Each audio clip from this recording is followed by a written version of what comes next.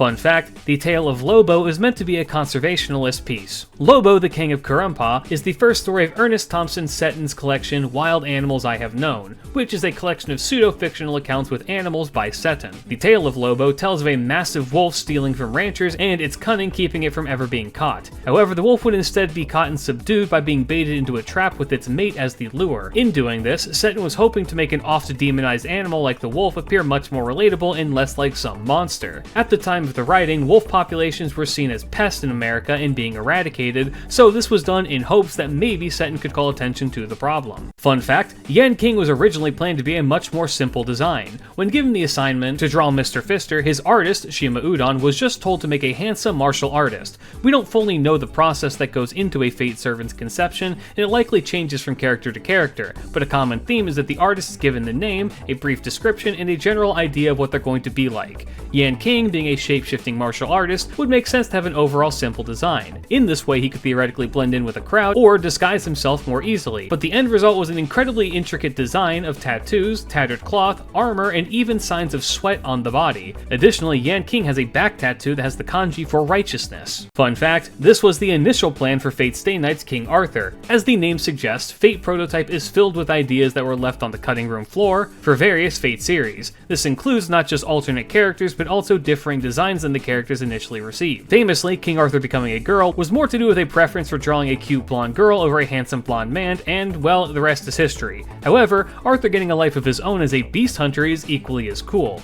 Unrelated, but my favorite possible Fate reality is the one where Emiya summons Spartacus. Fun fact, Hijikata's berserker classification almost certainly comes from his stubborn and unwavering loyalty to the shogunate. The history of the Shinsengumi is long and complicated, and I've already done 2 videos on it, but Hijikata is particularly interesting because he was fully aware of the kind of war that he was waging. In a note to his doctor, he let him know that he knew that the Tokugawa were going to lose, but opted to continue fighting anyway. In fact, he specifically mentions that he wants to die on the battlefield so that he may go with the shogunate. As his allies decided to either surrender or run away, Hijikata stood firm until he was eventually shot off his horse in his final fight in Hokkaido. Fun fact, Chacha is technically a MILF. Fate is a strange place with strange rules, but one of the weirder characters in it is Chacha. On the surface, she comes across as a fairly generic spoiled lowly character, a dime a dozen kind that you can find in just about every other anime. However, Chacha also has a side to her that is seen slightly less. Despite her appearance and attitude at times, we have plenty of examples of Chacha actually stepping up to the plate to act as a proper mother. The most prominent example of this is in the Raiko event, where she does everything within her limited power to assist her son, though thanks to her damaged state there is little that she can actually manage. However, this does not prevent her from still trying her best. Fun fact, the character designer for Meltrellis designed her FGO Final Ascension with her ass in mind. Longtime Fate fans will already know this, as well as the fact that Wada Arko is notoriously horny for her own characters. When designing Mel for her appearance in FGO, she had taken the pre-existing character's identity and used it for her ascensions. A good example of this is the white dress that she finds herself in, purposely being reminiscent of a Lolita doll, as Melt herself enjoys dolls. However, in her final ascension, Wada Arko wanted to draw attention to her favorite aspect of her dear daughter, fulfilling her wish of once again being able to draw Melt's butt. You may be asking why this would be a wish when she can draw it whenever she wants. I believe what she means in this statement is that it was or is unlikely Melt will get very many appearances after her game finished, so having it be a full moon in another official game is a wish come true. Fun fact, Passionlip has one of the most overpowered abilities in Fate. Trash and Crush is the conceptual ability that, if Lip can see it, she can compact it into a cube. In other words, with very few exceptions, Passionlip can theoretically take down any enemy assuming we are occupying the moon cell. She is part of a game of rock, paper, scissors with her other sisters, with equally devastating abilities. Passionlip can defeat King Protea by condensing her enormous form down to a cube, but loses out to the swift and agile Melt who can dissolve her. KP is too big to be dissolved, but can still be compressed, and Melt can outmaneuver Lip but can do nothing against KP. Also, the placement of the cherry in her mouth in her final ascension was intentionally made to be where her nipples would be, which Wada Arko encourages people to stare at. Fun fact, Suzuka Gozen is a fake. The bubbly high school girl character with a cute little fox ears and a tail is nothing more than a front for her true nature as a demon. Yes, if you check Suzuka Gozen's traits, you will notice that she is lacking one very important one to her identity: animal characteristics. The furry ears and tail that she dons are no more than false hopes and dreams. This makes sense given that never once in her history is she ever described as being animalistic. What she is instead described as is the much more fitting description of an Oni. To this, I remind you all that the demon of Babylon wears the coat of the righteous. Fun fact, BB stands for Black Blossom. BB is, quite obviously, modeled after Mato Sakura. I won't go into why that is now, but know that these similarities are completely intentional. Sakura is, of course, the name of the Japanese cherry blossom, and is often associated with new beginnings and painful passings. BB, being derivative of Sakura, is a single blossom that has been corrupted. As a result of her system going rogue and she herself gaining autonomy, she chose her name to reflect her origins and became Black Blossom, BB. Other names that she has canonically are Bebe, Beebs, Blossom Blizzard, and Black Sakura. Non-canon names for her include Big Breast, Bad Bitch, Boob Bastard, Boing Boing, and Bob Barker. Fun fact, Kiara's demon form is specifically meant to model a naked apron. Kiara is a very multifaceted character in Fate, being someone who has both done a lot of good in the world as well as a lot of bad. And because she was saving more people than the Holy Church at one point, they put a hit out on her, and that isn't even a joke. However, what she is most remembered for by people is her sexuality, namely, how free she was with it. During the events of CCC, after she consumed a certain number of characters, she digivolved from her nun form into her demon form, the natural evolution line of the nun. In this new form, she sprouts massive horns, from which her habit drapes, and her clothes become a white apron-like dress. This was actually not the fault of Wada Arko, but rather a direct request from none other than the horny mushroom man himself, Nasu. Fun fact, Scheherazade actually uses stories in her various attack animations that she never would have known. The 1001 Arabian Nights are, unsurprisingly, difficult to track an origin down for. They are an anthology of various stories of the regions of the Middle East and Far East, and as time has gone on, new stories have been added into it by storytellers. Given these tales were floating around sometime around the 9th century at the latest, and most likely earlier, the inclusion of additional tales is almost a certainty. This, and the fact that varying copies from across the centuries include new tales the longer it has been in circulation, would confirm this. Perhaps most famously, the tale of Aladdin was one such an addition, and thanks to the Disney franchise, is perhaps the best known included tale. Fun fact, Wu Zetian is deathly afraid of both ghosts and cats. In life, Wu had no shortage of enemies, and had particularly cruel methods of torture for people. In one instance, after removing the limbs of a courtesan and planning to place her in a jar, the victim said that when she died she would come back as a cat and Wu as a mouse, so she could torment her and consume her. Deeply superstitious, Wu forbid cats from being in the imperial palace, and at one point even moved to a different palace to avoid the ghost that she claimed to be seeing. In Chaldea, she is afraid of foe, but also has an interesting interaction with both Tamamo cat and Taiga, describing both as cat-like people, but then tries to play down her obvious fears. I predict that we will see a CE in the future with her and Daikokuten being chased by Tamamo cat. Fun fact, Penthesilea actually possesses a second noble phantasm that we may see in the future. We all know her current NP, Outrage Amazon, which is a glorified one-woman jumping which occurs when she thinks about that carrot that she hates. But her second noble phantasm is much more interesting. It's called Trojan Reinforce, and it summons the 12 spirits of her closest warriors who fought alongside her at Troy. This makes it something like a mini Iskander NP, calling upon the aid of others to assist her. While it's not expressly clear if this is what she does in both Agartha as well as in the CEO Tower event to get troops, I believe that there is potential in an alternate form or event that draws on more inspirations from this, possibly an event that also gives us her sister Hippolyta. Fun fact, Columbus's obsession with eggs comes from an apocryphal story regarding innovation and creativity. Columbus has a rather colorful history that is well documented, making his inclusion in FGO certainly an interesting one. Most likely in response to this contentious past, they decided to focus on a positive quality of his inventiveness. While the tale itself is very likely untrue, it goes like this. At a party after Columbus had returned successfully from his expeditions, a Spanish noble declared to Columbus that his findings didn't matter as the routes would have been discovered in time anyway. To this, Columbus challenged all members of the party to stand an egg on its end, to which all the members failed. Columbus then took an egg and tapped it on the table, flattening the end, allowing it to stand up. This was meant to signify that once a previously impossible task had been performed, it can become easy to understand. Fun fact, Sherlock's assumed love interest is currently present in Chaldea. To all the people who just thought Moriarty, you now owe me $1. In the real world, this is Irene Adler, and not this Irene Adler either. But in Fate, that role is instead given to none other than Helena Blavatsky. As revealed in an interlude, after faking his death at the Reichenbach Falls, Holmes and Helena were hiking in the Himalayas when they were ambushed by assassins from the Mages Association. This confrontation would result in the death of Helena and Holmes witnessing an alien spacecraft appearing. This timeline can make sense in the Fateverse given the time periods in which they were alive, as well as the fact that the historical Arthur Conan Doyle, aka Fates Watson, was an avid believer in the paranormal and mysticism. Fun fact, Paul Bunyan actually has 3 noble phantasms. The most famous of these is her Marvelous Exploits, which allows her to grow at an exponential rate, followed by her crushing her enemies beneath her feet. Something interesting to note is that this exponential growth into a hit is considered an NP, but KP's is not.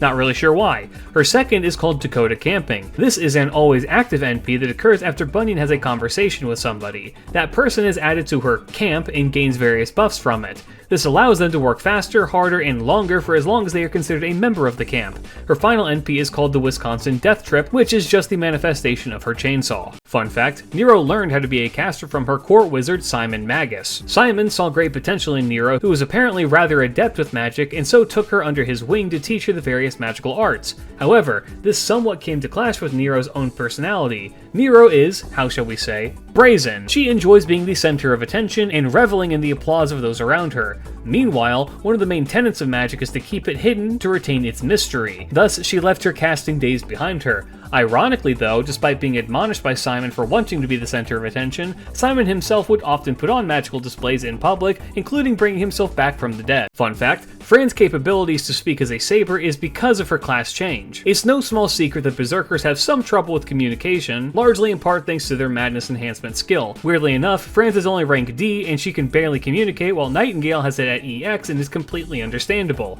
In the case of Fran, this is more likely due to her unique creation, having to adapt to the world in a fundamentally different way than most. Therefore, despite Frankenstein's monster being more than understandable in the novel, Fran's madness enhancement levels revert to a more primal version. Additional little tidbit is that Fran runs on electricity. This much is common knowledge. However, she is apparently also capable of running on steam, as we learned from Charles Babbage. Fun fact, Medjed historically shoots lasers out of his eyes. The god Medjed is bizarre if only because of his rarity. Mentioned in the Book of the Dead only on one occasion and very briefly, the deity must have held some level of importance to be included. The Book of the Dead itself is a collection of spells that were to be performed to assist a soul in the afterlife, and the Book of Moon is a spell that flips a monster card face down. Medjed's role is not entirely clear, but is described as being a member of the House of Osiris and shooting beams from his eyes. Additionally, he is able to shoot rings of fire from the sky when he opens his mouth. It's minor deities like these being included that makes Fate so interesting. Fun fact, Nobunaga's hit song is actually a no play. No theater is a traditional form of Japanese theater that you may not know by name, but have definitely seen the influences of. The most famous thing to come out of no theater for a Western audience to recognize are the masks, and specifically the Hanya mask, meant to show a scorned woman or female oni. Nobu's hit song, Atsumori Beat, is named after the play Atsumori, based on the tragic death of Taira no Atsumori. The play itself tells of Atsumori's death in the Genpei War, being an unprepared courtesan going into battle with a flute and being struck down by a seasoned warrior on the Genji side. Fun fact, it is explicitly stated that the reward that Sulzer wants from the Ishtar Cup is something physical. Now, the initial thought for this would mean something along the lines of a food-based reward or perhaps QP. However, the start of the summer event alludes to both her and Nero seeking something with a bit more substance, even willing to join forces in order to achieve it. This physical reward is a not-so-subtle allusion to them wanting the Master of Chaldea for themselves. Unrelated, but Maid Alter's reason for retaining her evil alignment no longer has to do with any previous reason, and now more to do with a sense of self-loathing about having to be so forceful to be an excellent maid. Fun fact, Helena Summer was possibly going to manifest into the Rider class.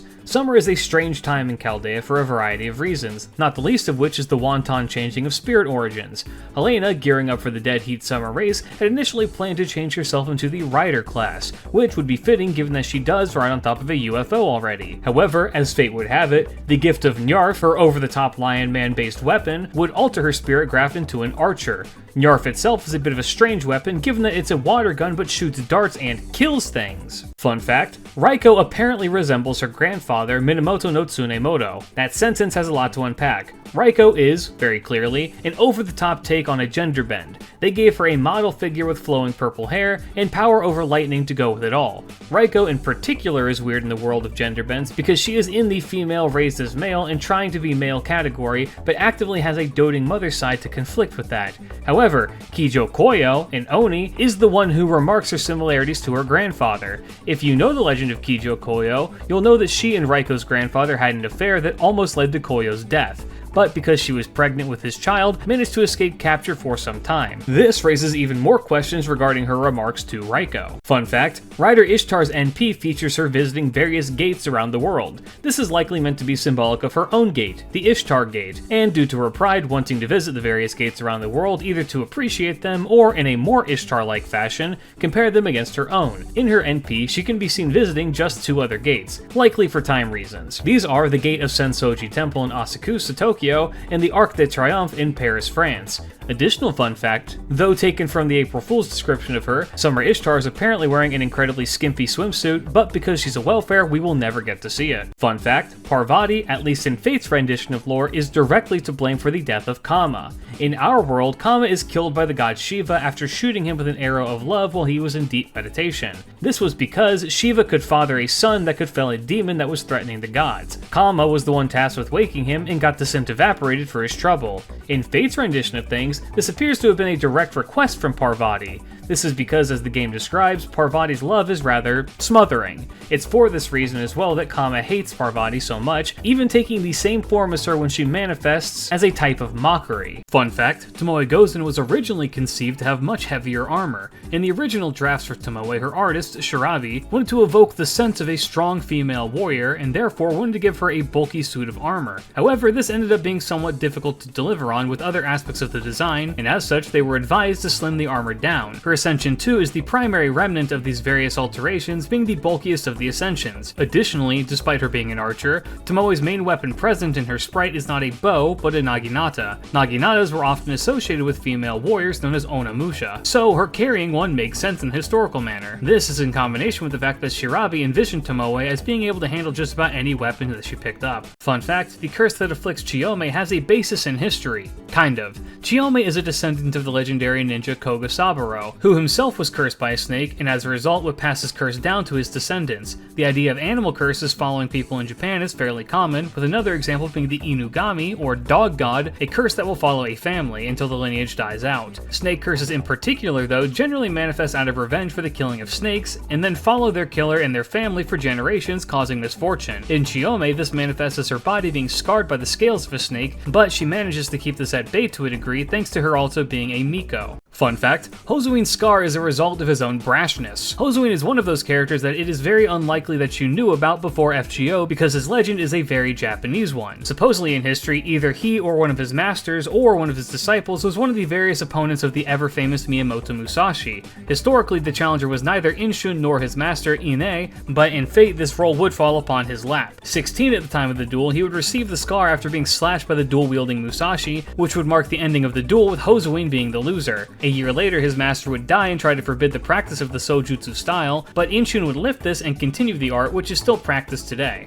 Fun fact, the reason why Yagyu has a hawk in his ascensions is a reference to how his third son died. The Yagyu lineage is one chock full of great warriors and nobles. Munenori himself is a profound warrior, with incredible talent, and in his old age has a stone-faced expression that elicits little emotion. His third son, Jubei Mitsuyoshi, was equally as famous, being a frequently romanticized character. According to some accounts, he died while hunting with a hawk. For this as well, Yagyu also gained the imagery of a phoenix. The reason why they changed the hawk to a phoenix is likely to represent the strength of the family's line, as well as a way to continue to romanticize the great warrior. It likely also has to do with the idea that the Yagyu line will continue even in the face of loss. Fun fact, Kato Danzo once swallowed an entire ox whole. You may have been wondering why it is that Danzo's Bonsei is a bovine with her son's doll tied to the horn, or maybe not because only a handful of people have a Bonten Danzo. Danzo's life is one that is covered in a blanket of mystery, and so what we have from a historical perspective is merely tales about him. One of these tales involves him functionally doing a parlor trick for an audience of people.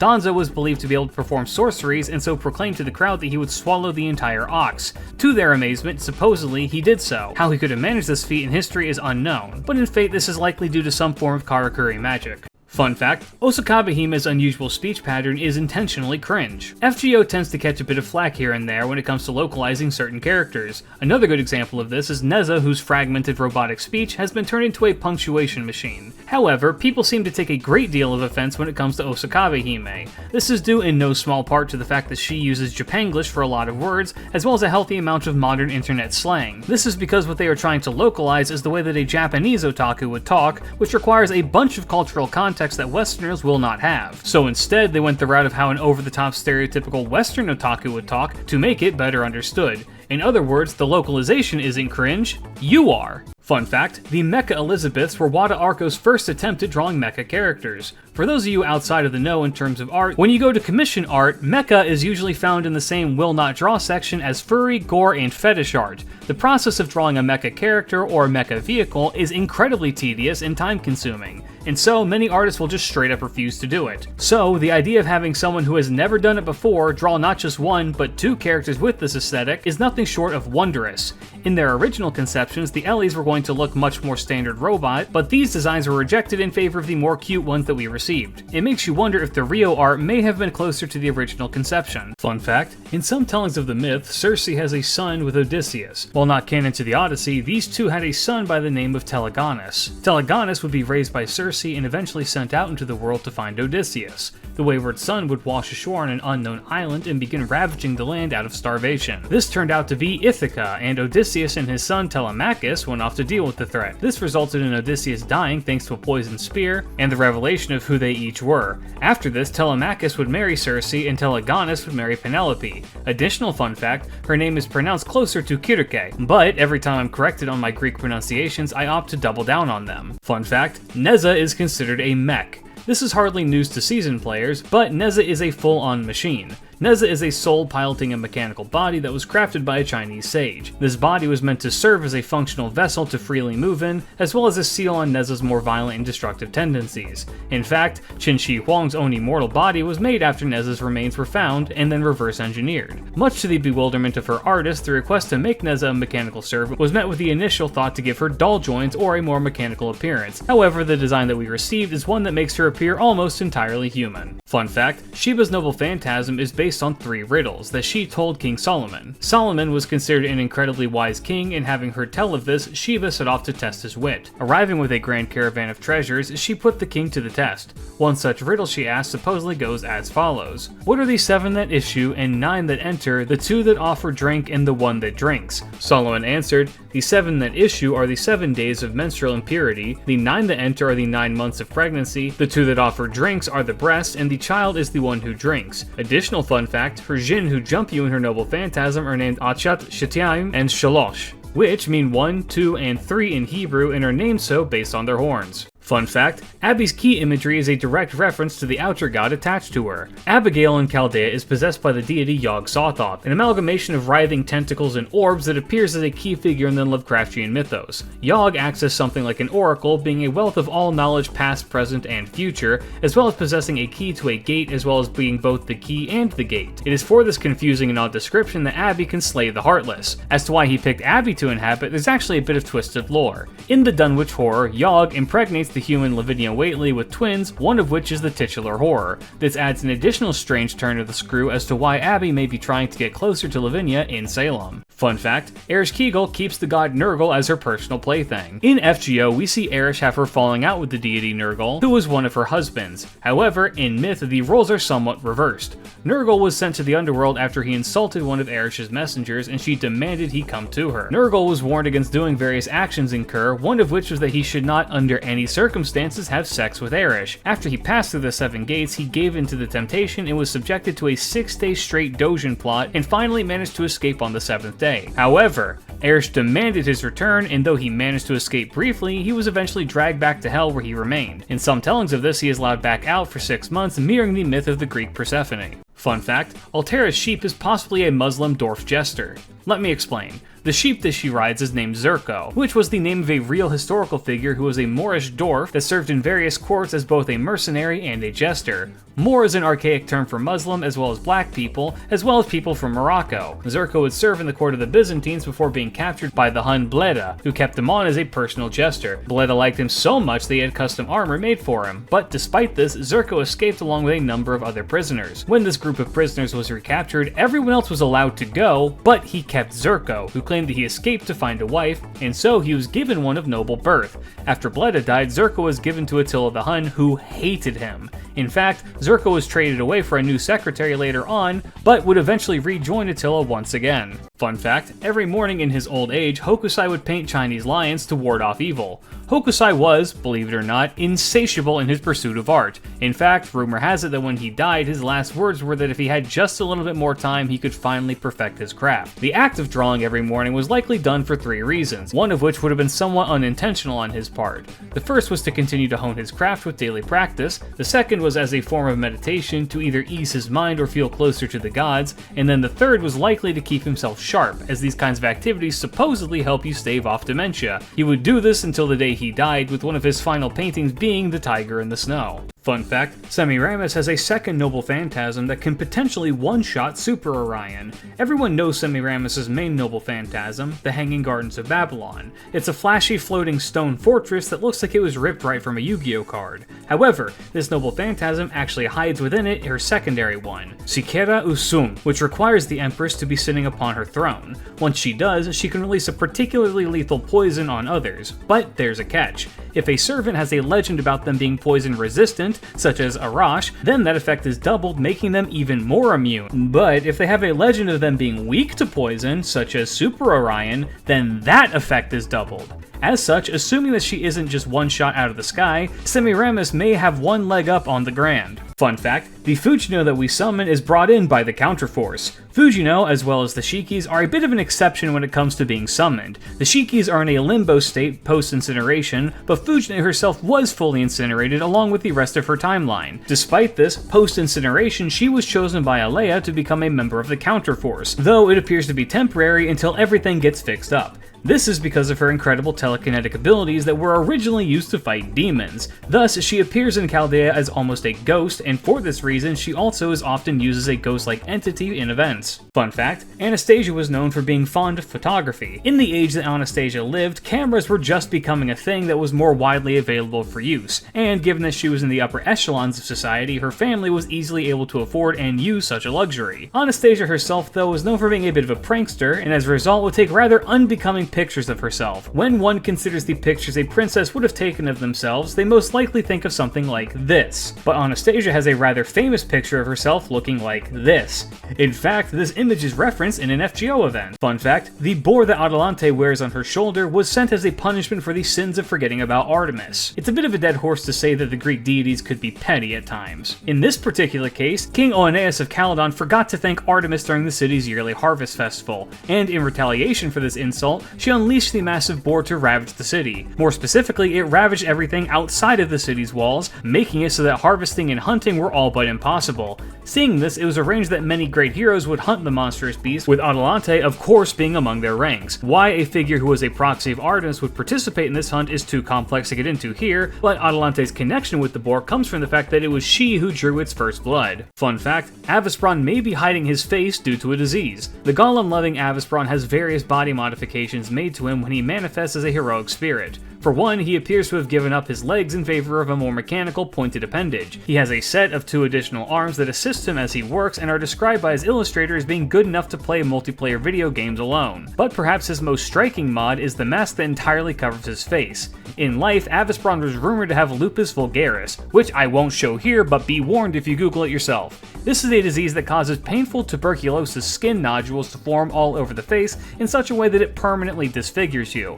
Perhaps because servants manifest with changes to their grafts due to rumors, Avispron dons his mask to hide this ailment. Fun fact, Salieri's design was made to intentionally reflect a personal Grim Reaper for Mozart. It is fairly well known that the Mozart that we received in FGO was intentionally designed off of the portrayal of Mozart in the film Amadeus. Likewise, Salieri would receive a similar treatment, specifically in his first ascension. Aspects of the design included an appearance of black armor to mimic that of the Knights Captain's ghosts, and the red of the Archbishop in the movie. In his second ascension, it was rumored that Mozart was slain by a Grey Reaper, and so while appearing the color gray, he also appears emotionally gray and melancholic. Fun fact, Ivan was originally going to have 2 eyes. In his original conception, Ivan's artist, Don Xiao, opted to play a bit more safe with the design. This was going to be the big bad of the first Lost Belt, and so he wanted to leave a lasting impression. So, originally, the Ivan design was going to feature 2 eyes just below the crown in a similar fashion to Eisen from Freerun. However, he was then approached and told that he could go crazy with the design if he wanted to. Thus, the Ivan that we have today was born.